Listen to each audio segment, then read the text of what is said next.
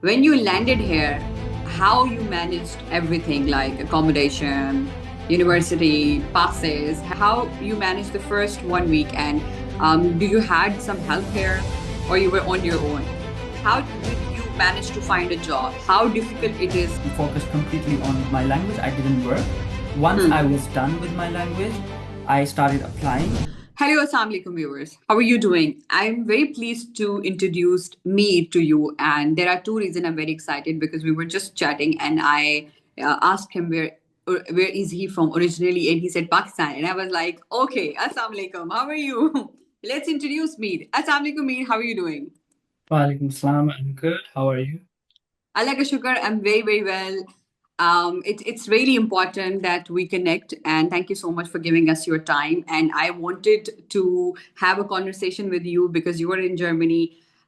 You came here as a student, and there are a lot of people who are coming here as students. There are already a lot who are here and they're struggling. So we thought, why not to have a discussion, and we might are able to provide answers and help people. Yeah, for sure, because I also get a lot of like messages on Instagram, and probably we can answer a lot of questions in this session, and so I'm looking forward to it. Great. Thank you so much. So we will start from what made you think leave Pakistan, pack your bags. What was the thought behind and come to Germany in a country like Germany, and why not US, UK? Everybody is, just taking a plane going to US, UK. Why Germany, a difficult country? So should I start like from the beginning, how I first came to the point that I want to study abroad? Yes. Okay. So my decision was from the very young age. I think I was in seventh or eighth class Oh, in wow. Pakistan. I decided that I just want to go out. At that time, I didn't know why or how, but because in 2010, I think, yeah, in 2010, like our whole family went to like a trip to England, and yeah, I just saw everything there is so clean and is so well maintained and everything is so nice. So I think that was the first hand experience that I had of any like foreign country.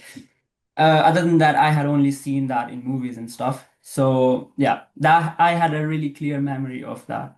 So when I was in my high school, um, like in seventh or eighth class, I was like, okay, I want to go abroad, and I also wanted to.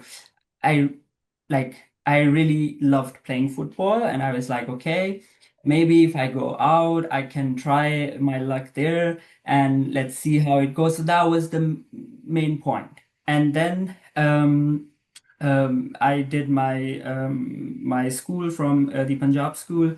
Then I went to Government College Lahore. I did my FSc there. And after that, we started looking for options. So at first, we had China on the table because one of my best Right friends, after COVID, you wanted to go to China?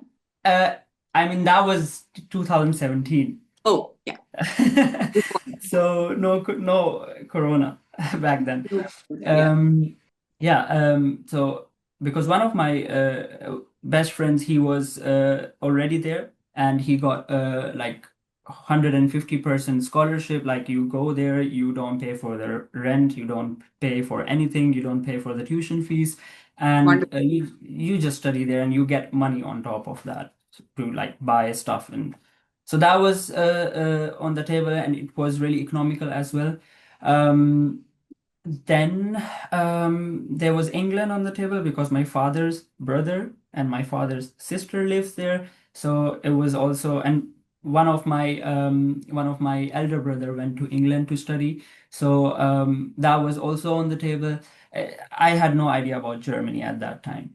Yeah, and then we started researching about it. China, to be honest, I wanted to go out, and I also wanted to work at the same time. Like, I wanted to be independent. And if I had chosen China, I wouldn't be allowed to work there because Mm. as a student who is on scholarship, you focus on your studies, you are not allowed to work. Okay. So that was the reason that we said, okay, China is not an option anymore. And England, it was so expensive, Hmm. and it was around £9,000 at that time for a Yeah. semester. And yeah, and then we were searching for the options, and there was one seminar that was happening in PC Hotel Lahore, and Hmm. my father just said, my mom said, let's just go there and see. So we went there, and then they told us, okay, Germany, there is no tuition fees. If there is like compared to nothing. Then you are allowed to work. Then on top of that, you get Schengen visa, so you can travel to a lot of other countries. And yeah, that's why Germany became interesting for us. The only uh, part that was difficult was the that you have to submit some €9,000 as a blocked amount. Yeah. That Because that is once you different from the entire world here. yeah. So once you land to Germany, you can use it because Hmm. yeah, nobody is going to give you a job right after you land. So they need assurance that once you come here, you have the money to support yourself at least. So yeah, but somehow my father managed that money, and yeah, that was the reason I chose Germany. And why I came here is because I wanted to try my luck in football, which I tried and I played and I still play. I love playing football. Yeah, so that was the main reason.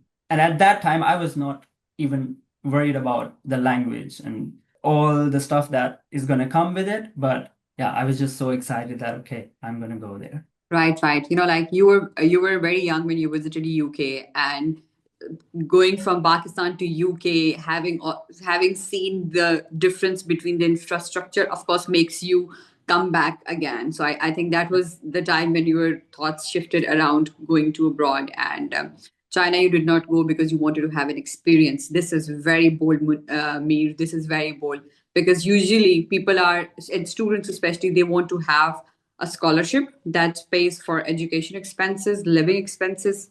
They want to enjoy Netflix. That's all with the Yeah. studies. But you made a bold move, and this takes a Mhm. lot of courage. So when you came here, I know the visa process and the block amount. I see your parents were very supportive. And I think I would like to say hello to auntie and uncle, and thank you so much for supporting your son. This means a lot. And how when the process was simpler for you for the visa and everything. And I just if you can recall that when you had your appointment and you had to go for your interview and you were waiting for your turn, what exactly were your thoughts at that time? Can you recall them? Yeah, so it was actually a really nice trip to Islamabad. So because Hmm. the embassy is in Islamabad, and me, my mom, and my father, we went together. We stayed there for one day. So yeah, the first day we went there, we stayed in a hotel. The next day we woke up and we went to the interview, the embassy. And I remember that.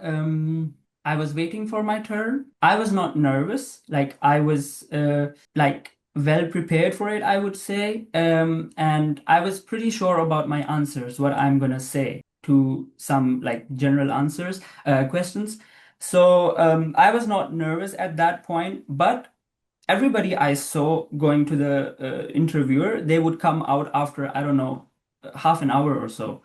Um, and then it was my turn. I went there, and the person asked me two questions. Hmm. That's it. That was my whole interview. She Oh, asked wow. me, and I was done in like 10 minutes. And I was like, Great. when I came out, I was like, why didn't they ask any questions? Like, maybe they don't, maybe it's already a sign of rejection because everybody there is like taking 30 minutes, 40 minutes, even hours. And I'm done in 10 minutes. So that was the point when I came out. I told my mom that this happened, and she was like, "No, it's fine. Everything is gonna be okay." So that's the image that I have about my interview, like really clear image of it.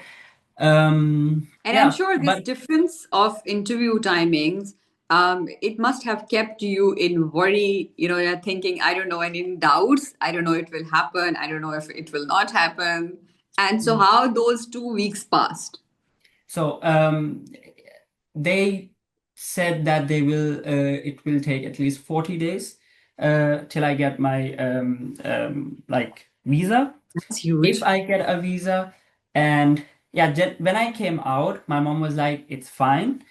You don't have to. Everything has happened now. You can't go back. You can't change anything. We're in Islamabad. Let's go to Munal and have a dinner, and it's gonna be okay." So then we went there, and I used to do photography at that time. I still do.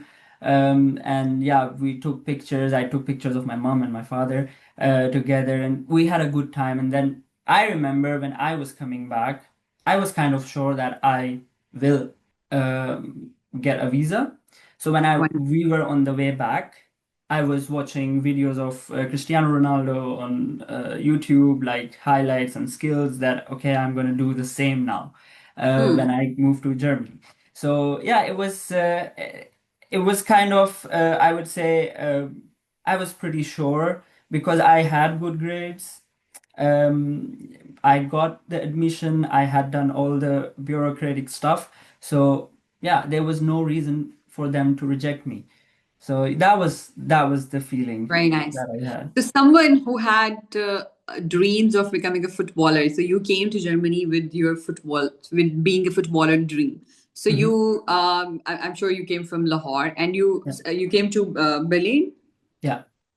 Okay, so when you landed here, how you managed everything like accommodation, university, passes, how you managed the first 1 week, and do you had some help here, or you were on your own? Answering to that question, like how those 2 weeks felt for me, it was 40 days, and I was at that time. Every friend of mine was giving university entry tests. And I was just giving them for the sake of it. Like, yeah, I was not even preparing for them. I was just giving it, okay, if something bad happens, I have a backup plan. But I was not like really focusing on that. And it was, I think, and I used, my mom had a school, and she used to teach students at her home as well. Hmm. So, and in that 1 year gap, I was teaching with my mom. And there was one day um, where, yeah, they rang the doorbell. There was this TCS guy, and I was like, took the parcel from him, and I said, "Mom, it's a visa." And there is a passport in that parcel, and there is also a paper. Hmm. If there is a paper inside, it means It's it's too a dangerous. rejection. Your game is over. Yeah. So I felt it, and there was a paper inside. I was like, "Mom, I'm not gonna open it. You open that." And then my mom opened it, and there was a paper, but it was just the instruction that if your name is incorrect, if something is incorrect, just let us know. We will change it. And there was a visa on my passport, and that was the best day of my life. It was like, okay, everything is done. My mom, she said, okay, all the children are free to go home. You are done. Like the timings are We want to off. have a party here. So that was the point where everything like felt so good. Yeah, so that was the time where I was like, okay, now things are happening. And that was the time when I started getting nervous. But yeah, not the time where I was waiting for it. Yeah. Now the reality kicks in, and you know, Yeah. okay, now you are in it. Yeah. Yeah. So and yeah, so your question was how I managed everything, right? Hmm. So there were some Facebook groups Hmm. which I joined, Hmm. and I just wrote that I'm landing on this date. Is there any place or apartment? Hmm. And it was, I think, 3 days before I had my flight. And I wrote it in the group, and someone contacted me, and that's how I found an accommodation Okay, there in nice. Berlin. And once I landed there, the guy, his name is Lareb. I still remember him. I'm never gonna forget him. And he helped me. He picked me up from the airport. Really? Yeah, Oh I my God, he's a was gem of really a person. fortunate. Please stay in touch with him forever. He's my like one of my best friends here, and yeah, so he came, he picked me up, he bought a ticket for me for the bus ride, he took me home, and then yeah, I had the room there. So at first I was not great, like as grateful as I am now. At that time, I was not because I didn't know that this is not usual here. Like, This is not usual here. yeah. I think I should interview Larib also because people would love him. Who goes to Yeah, pick yeah, someone who's coming for the first time to airport? yeah, Honestly, the people who live in Germany, they know that this is a big thing, yeah. and especially because he was there, so you never had to go through the trouble of finding the lanes, and it's very very difficult. It's not easy. So yeah, so Lare, well done. You're a very good person. Yeah, shout Probably your out. parents were praying for you. Me, they were praying for you. That's why things were Yeah, happening. yeah. I had my own struggles, I would Mhm. say, but this struggle of coming to a whole new country and uh, you don't know where to go, what to find, which bus to take, where are you gonna stay? Because I got that apartment or room like one day before my flight. And Mm. at that time, my mom was like, "Where are you gonna stay?" And I was like, "Yeah, I have my cash with me. I'll just book a hotel and I can stay there. Don't worry about it." But I don't know why I was saying all that. Once I landed here, I was just like, "How would I find a hotel in a completely Mhm. new country?" So yeah, I was 19 years old. I had this young blood in me. So yeah, all of that was kind of a really good experience, but I am so grateful now. And now, when someone comes to Germany, or if I see someone is coming to Germany, I am trying to do the same for them, so they How also remember nice. me. How nice. Uh, Telling maybe in 5, 6 years to someone, "Hey, I met a guy, Meer, he arranged everything for me." So yeah, it's kind of like giving back. And even if they do not mention it, Allah will reciprocate those Yeah. favors to you. And this is what our iman is, and this is what Mm. we believe in. Yeah. And so, yes, so you know that you are here. How did you manage to find a job? How difficult it is, if you compare like when you came, now jobs are really difficult. What are the opportunities? And I would like to share. I would like you to share because like your story is a personal story. It happened to you. You came here and everything. You went through everything. So you are the best person to speak. Mhm. Um, I mean, so my study path was really different than the usual. Like most of the people at that time were coming for masters and not for Hmm. bachelors because Hmm. um, for bachelors you can't just come after FSC, like 12th standard, and start bachelor's here. You have to do a 1 year foundation course. It's called 𝐷𝐸𝐿𝐼 in German. And Hmm. it's like a high school, but it's completely in German language. So you study physics, chemistry, maths, the computer science, English, and German. And all the subjects are in German language.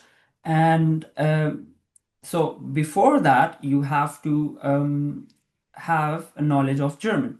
Hmm. Otherwise, you wouldn't understand what they are saying in the class. So my focus was not to get a job right after I come to Germany because I had 1 year of blocked amount. Hmm. So my goal was there are certain levels of German language like A1, A2, B1, B2, and you need at least B1 German to start 𝐷𝐸𝐿𝐼. Hmm. So Okay. I focused completely for like 4, 5 months. I focused completely on my language. I didn't work. Once Hmm. I was done with my language, I started applying. And once I got the admission for this course, I started looking for the jobs. Hmm. Uh, and because I could speak the language, Hmm. I got the job. If I couldn't, if I would have started finding a job like in the next week I landed to Germany, I am sure I wouldn't get it. And if Okay. I got it, I would have gotten it in a warehouse where I'm just packing stuff or I'm not talking with people. So the first job that I got was through a reference. Hmm. and he was the guy working in a bakery, Hmm. and just told him that I want to work, and there is this huge chain in Berlin called 𝐷𝐸𝐻𝐽m, and they hired me. And yeah, I was just making coffees. It was kind of a barista job as well, and also like selling croissants or pretzels and stuff like that. So it was more like a communicative kind of work, and that was my first job, and I had no difficulty in finding that. No Wow. difficulty whatsoever. The Yeah, guy I think gave your me, mother's prayers were working really, really well. Meer, yeah, Germany is a very different and difficult country, I must say, because there is a language barrier. It exists. We all have to accept that. I assume you learned German from Pakistan, right? Or you came no. here and you learned. In Pakistan, I learned A1. That's it. That was Okay, the you were able requirement to say of, hello, hi, the very yeah, basic phrases. yeah. Okay, so how long before you landed your job, and like how were you managing your studies, new country, doing every house chore because we are not, like in Pakistan we all are very pampered and nobody, and especially Yeah. boys, they have never done a work. The moms take care of everything.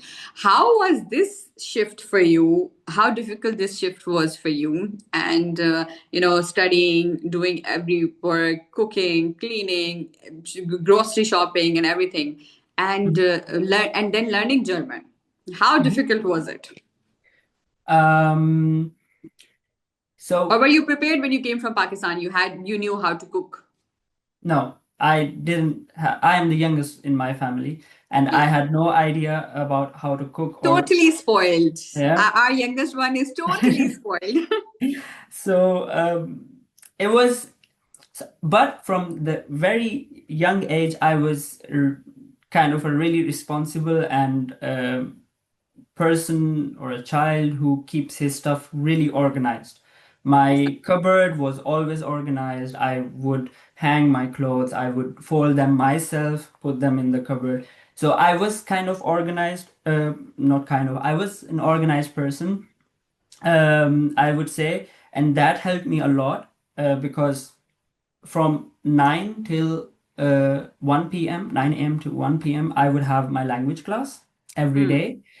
And after getting free, I knew that on my way back, I will buy the groceries. So I would, on my way back, get the groceries and then go home, rest for a while, and then I would, because at the start I was not cooking. So we were four people living in that apartment, and three of them, they all knew how to cook because they were living earlier than me, like 1 year earlier than me, before me. So we had made this plan. Okay, I'll bring the groceries, he will cook, and then later the other person would wash the dishes. So that was how it was working out. And but like after 2 3 months, I started to learn. I was having a call with my mom, and then I was cooking at the same time, and she would tell me, okay, now you can put that, now you can do that. And that's how I started to cook for myself. um, Not from the like very start, but eventually I knew, okay, at some point I have to start cooking because they are not gonna stay with me forever. So I have to be on my own, and that's how I was managing it. And how I was Basically. learning the language, I think I my teacher, I still remember her. She gave me a really good advice. She said, learning language is not about reading books or just learning the vocabulary or visiting the school. It's how often you speak. So I know a lot of Pakistanis come here, and Indians and South Asians. And then after the school, they go back to their friends or the place where they live, and there are already other Pakistanis or Urdu, Hindi speaking people, and they start speaking either in English or German or Urdu or Hindi. So don't do They have a that. native language in which they are very comfortable. Yeah. So don't do that. And so what I would do is I would 2 or 3 days in a week, right after the school, I would go to a library, and I would first like study my vocabulary or learn some new words or some grammatical things. And there I would try to communicate. I would be really honest, because in Pakistan we don't know, we are not communicative people. Like, we don't open up the conversations. So I had no experience of how I can go to a stranger and just start talking, and that too in another language. So what I would do is, Berlin is really open city, and people speak English there. So what I would do is I would go to a person, I would say, hey, I just came to Germany and I'm learning language, and that I would say in English. And I'm just trying to find people with whom I can hang out, and at the same time I can improve my German and we can speak in German and blah blah. So I think that was the difference which I had with my other classmates. So So basically, I was Meer, you doing were that. able to ask and reach out for help, Yeah. and coming from Pakistan, it's not easy. Asking for help is like, it's an ego issue. In Yeah. Pakistan, asking for help for a man is an ego issue. I don't Yeah. know, people will mind it, but this is a reality. It's Yeah. so encouraging that when you came here, and it's so positive that you broke that ego and you Mhm. started to talk to people, and the stranger, completely stranger, and you told them, showed them your vulnerable side, that yes, I am new here, I'm learning, let's have a chat. I'm Yeah. sure, like if you talk to 10 people, some of them were open, some of them were not, but you were Yeah. always trying for that. That's good. Yeah. That was really helpful. And yeah, I still have friends from that time, and yeah, that was the whole point, I guess. I mean, I still talk to them now. We talk in English, like completely in German language, so they know me, and they were always encouraging me. Like after A1, for example, when I did my A2, they were like, "Okay, we see the difference." So they were also encouraging me. Then I did my B1, and they were like, "Oh, now you speak fluent German," and so on. So I think that was the really good advice from my teacher, and I was open enough to act upon that advice. And yeah, that was for me. I was not thinking about uh, yeah, I was thinking about like I'm taking their personal space when I was going to reach out to people. But at the same time, I was like, okay, if they don't want, they don't want. If they They want, don't want, they don't want. it is nothing to lose. Germany is not very social like US or UK. Here you have to make your space, and then like you have to deal with loneliness. If you do not have friends, people are not speaking your language. How you manage to break that cycle and falling into anxiety? Or there were days when you were so down and you would just call your mom and dad, and then you were like, okay, I cannot just worry them every single time I'm worried, so I'm going to work things out. So how you develop that patience? Yeah, so there are some friends who you make friendships when you move abroad, and uh, they stay with you. And then there are some friends which are like, does They come stuff and and go. stuff. Yeah. And I made some really great friends. They were also from Pakistan, and um, I would say this helped me a lot in like being in my own culture. So it was always like, okay, we were doing something on special occasions like Eid or Ramadan. We were having feasts together and opening and making fasts together. So And how would you find those people? What is the place to find them? I mean, the apartment where I moved, yeah, Okay. there were people living there, and then they had friends, and then like it all came together. And then from the language institute, and then also when I moved to, so I did my student colleague from Hamburg, and then I moved to Hamburg from Berlin for 1 year, and there I made some like really good Indian friends and Pakistani friends. So. Everywhere where I was going, I was making friends because I am open to things. But at the same time, I was not just making Pakistani friends. Or Desi friends. I was also making international friends, Very nice. mainly Germans. And so, of course, when you are away with your family, nobody can take that. part away from you. It's obvious, but having people around you which you know you are comfortable with, it helps a lot. It eases the pain. Yeah, Yeah. it reduces the pressure, and it eases the pain. Yes, Yeah. this is what. So this was my way of dealing with that. But of course, you feel sickness, and there are some days where you don't know what to do or what you are doing. Maybe you didn't get the job, or maybe you got fired from the job and you don't know how to cover up the bills and all that stuff. Because I was pretty clear that once I am in Germany, I'm not gonna ask for a single penny from my family, even though they can do that. But I didn't want that.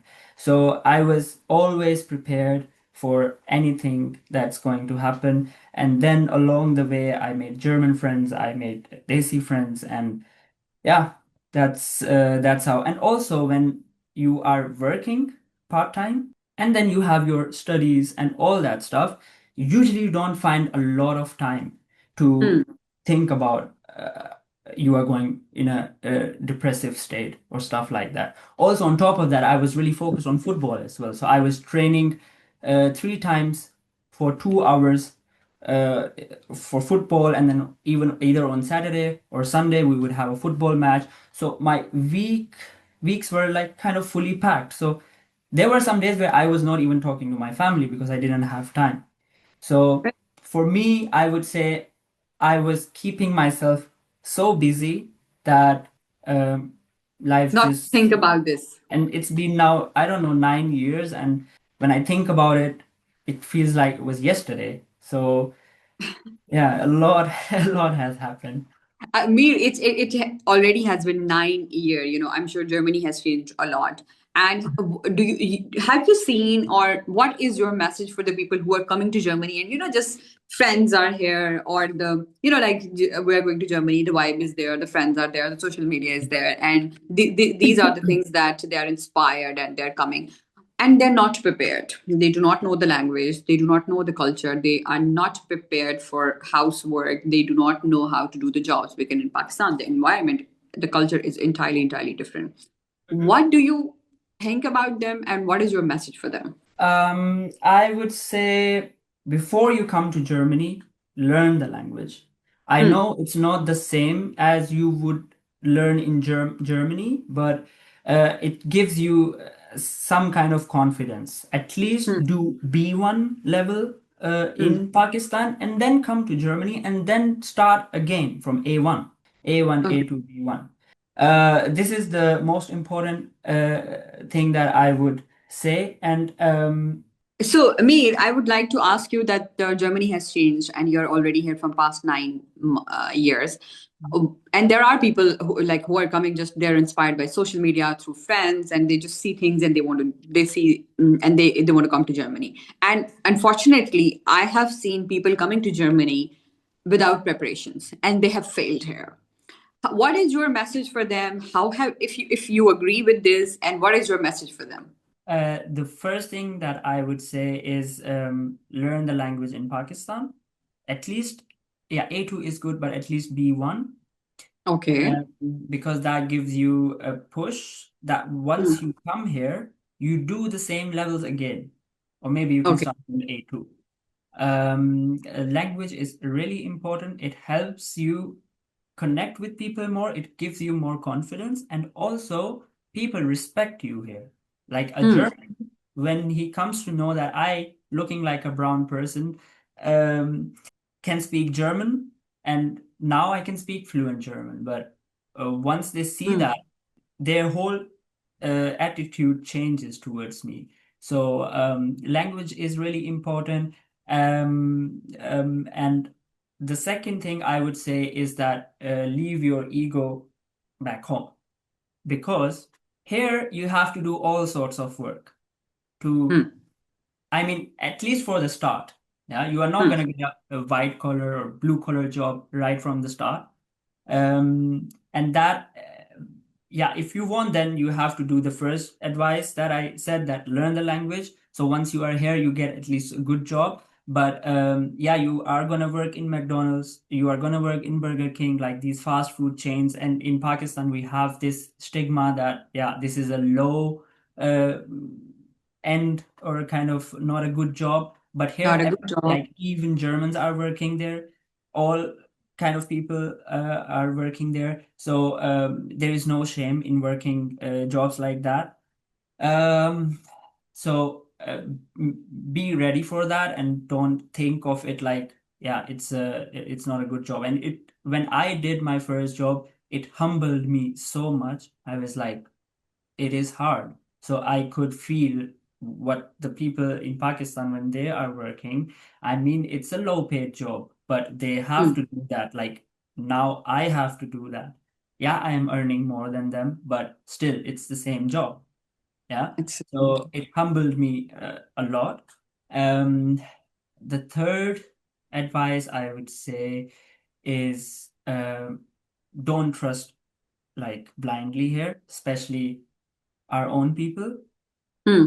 Um, don't trust them like blindly. Get to know them.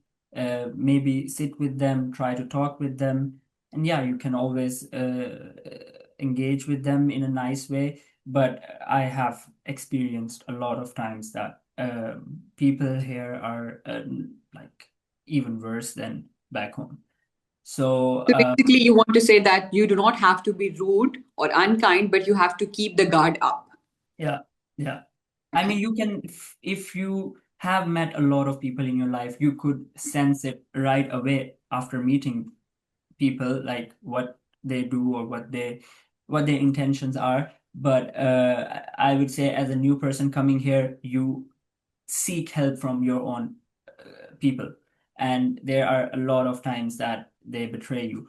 So don't trust like anyone here. And you have your own culture, Hmm.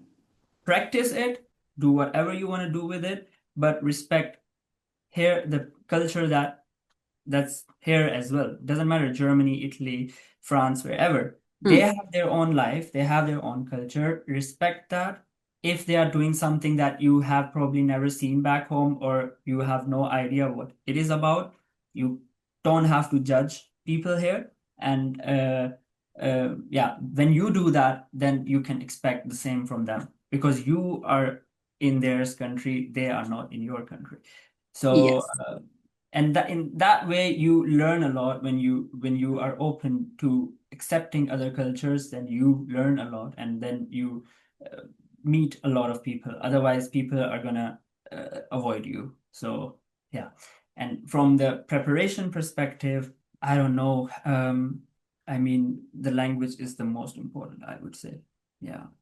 I And assume you're already a German citizen now. I'm gonna apply it soon, inshallah.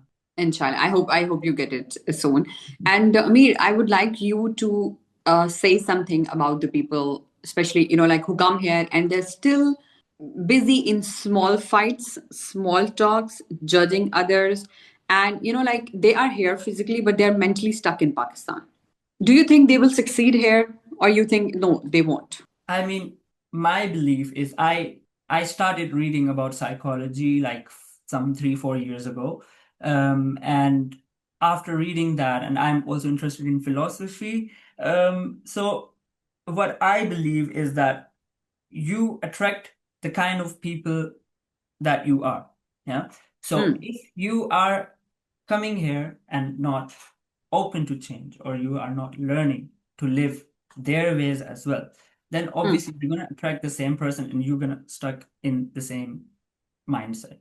You don't have to follow their things completely. Nobody is telling you to just leave whatever you learned back home and adopt to everything new. But you can't grow here, you can't meet people here if you have the same mindset. If you're going to talk about small things, if you're going to give like a weird, Germans are famous for giving weird looks.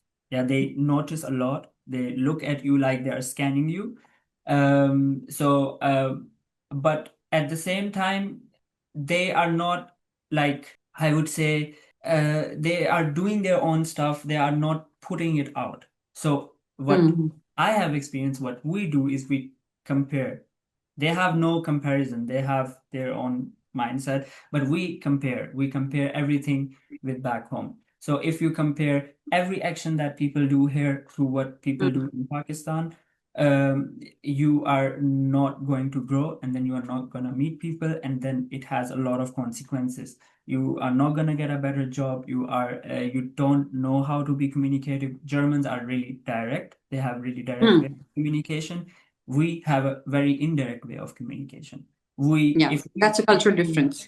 yeah, if you invite me somewhere and I'm not feeling for it, I would say, my brother has this wedding or whatever, or I'm sick, I can't come. But they would be like, no, I can't come. I don't feel for coming. So they are like that. And if you are not living with them, yeah, you wouldn't know that. Mm. And Mm. when it happened to me for the first time, I was in a relationship with a German girl, and she used to tell all those stuff directly on my face, and I would feel offended by it. And I was like, what's that? And then I started to know, okay, this is their way of speaking. And I have to accept it. Yeah. And now I'm also direct person. Now my friends or even my family are like, why are you like that? Why do you say that? Or why are you just so blunt? You can be respectful, but there is a disrespect in it. If you are blunt, there is also a respectful way of being blunt. So yeah, Say all the those. right thing in the right Yeah. way. So be honest, be direct, and all of that stuff you can't learn if you are not open to change. So that's what I mean with leaving your ego behind, because then you are just comparing everything and you don't allow yourself to grow. That's correct.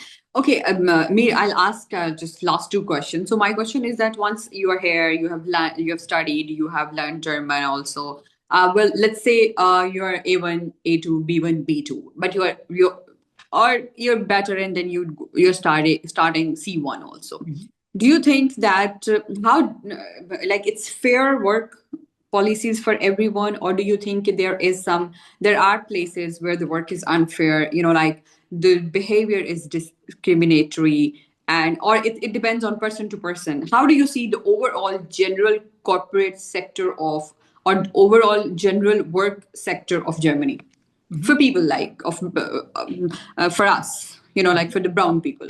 Of Yeah. course, it includes everyone: Pakistan, India, Bangladesh, Yeah. Nepal, all these countries. Um, so, so Germany's labor law is really good. I mean, there is Hmm. no space for racism. There is no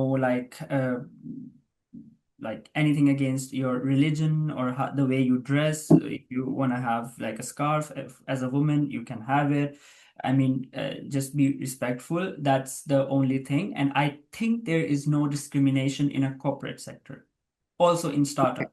That's great. That's great to know. Yeah. And do you think 9 years back there was a struggle to find halal food because people coming from Pakistan, they really want to, like stick to halal food and all these things? Or you think there are much more opportunities now? No, I mean finding halal food because you Germans and Turkish people, they have this history. They moved, I think around 60s, 70s Hmm. as workers, and they have their second, third generation now in Germany. So Hmm. halal food is everywhere in Germany. There is halal meat shops. There are halal restaurants even now in Munich. There are so many halal restaurants. There are Afghani restaurants. You can find halal food everywhere in Germany. So Yeah. basically, diversity of people coming to Germany is actually changing Germany's landscape. Yes. Even But- when I was studying, I was in Weiden. It's a small city, like some 60, 70,000 people there. And so for Hmm. Germany, it's a small city. And even there are 3 to 4 Arabic or Turkish shops. So halal food you can find everywhere in Germany. That's really nice. And like me, I'll just like to ask that how do you feel if we say, like apnapan being in Germany from past 9 year, or you still miss, oh, I should have stayed back home, Pakistan? It's there is not any answer for that, but I am still gonna say one thing. When you have lived long enough in another country, you are kind of nowhere. Yeah. So let's say now I'm living here. I'm used to living alone. Yeah. I'm used to doing everything on my own.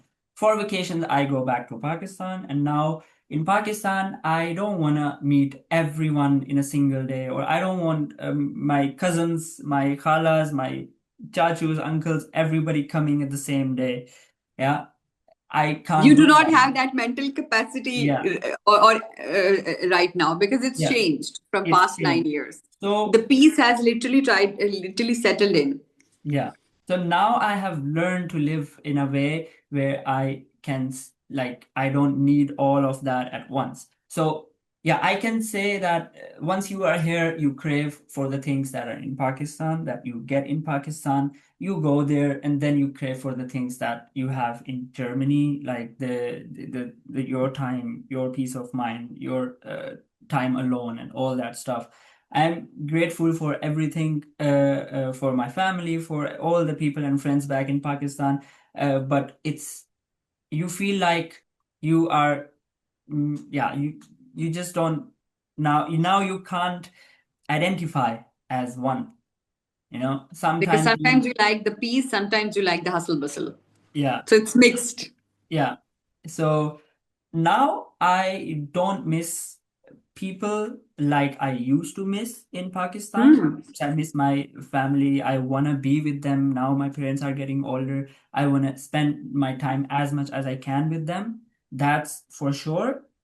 But it's not as frequent as it used to, because now everything is changed. Everything is changed. I have grown older. I see things differently. I have experienced stuff that changed me a lot. So yeah, now I have my people here. Now I have my people in Pakistan, and I can be whatever I want to be with with whom I So am. basically, you are enjoying the best of both the Yeah, countries, the yeah. best of both the countries, the best of both the people. That's really nice. So you have gradually, slowly built your life here, and I'm sure you have had your sacrifices. Thank you so much, Meer, for sharing your story. And Thank you. honestly, you spoke from your heart. I could, I could imagine that you were having some flashbacks also, Yeah. remembering a few things also. And hopefully we'll connect one more time because I really want to have these conversation with as many people as we want. And thank you for always remembering that you were helped when you came here, when you landed, and you are reciprocating the favor and sending it back to the universe. I hope it multiplies and comes back to you in unexpected ways, and others also learn from it and they do the same. And I think Germany is a very difficult country, but again, this is one of the countries that are best for peace, independence, growth. And what is the one message that you would like to give before we say goodbye? One message, like, That can be about life, relationships, or something, like how to live life, especially in this era when everybody is super, super worried and we have no idea what we are worried for most of the times. I would say always trust your instincts. Like, always keep the first thought that you had. It's the best way of doing anything. Then I would say, in terms of relationships, don't forget yourself. If you are in any relationship, any kind of relationship, don't forget who you are, or don't let the other person change you. This is the best message I have heard from a youngster. Otherwise, in Pakistan, दूसरों के रंग में ढल जाओ. That is the definition of relationship in Pakistan. Just become another person so that they love you. And Yeah. thank you for sharing this. And Like, this is bold. respect, respect is really important, and respect comes in a way where you stay the way you are. So if you stay the way you are, it means you respect yourself, and then you can give the respect, and then you can expect other people to respect you. Because if you are changing for everyone around you, it gives a really clear message that you don't even respect yourself, how am I supposed to respect you? The other person would think that. So I think that's really important, and you can be respectful, but don't forget yourself in this fast-moving world. So that's what I would. Very nice. Me, this was not only a general closing message, this was basically a message how to stay happy. And thank you so much for sharing this with us. And I'll say you goodbye on this note. And everyone who is coming, be prepared what you are coming to. And Pakistan has spoiled everyone, the families, this is how we live there, and we love it. But Yeah. when you come here, be prepared. And it's not fun to come abroad and become successful. The social media stories that you hear, there are a lot of sacrifices that and dark sides that you have not heard or even you're not aware of. So I'll Yeah. suggest do your homework, learn the language, have backup plans. The best thing, block amount is the backup plan, and work really, really hard and be open for help and leave your ego back in the cupboard or in the bag that you will leave in Pakistan. So thank you so much, Meer, and I will see you with another episode and another story very soon. Thank you. Bye bye. Thank you so much for having me. Have a nice Thank day. you. Bye See you bye. soon. Bye-bye.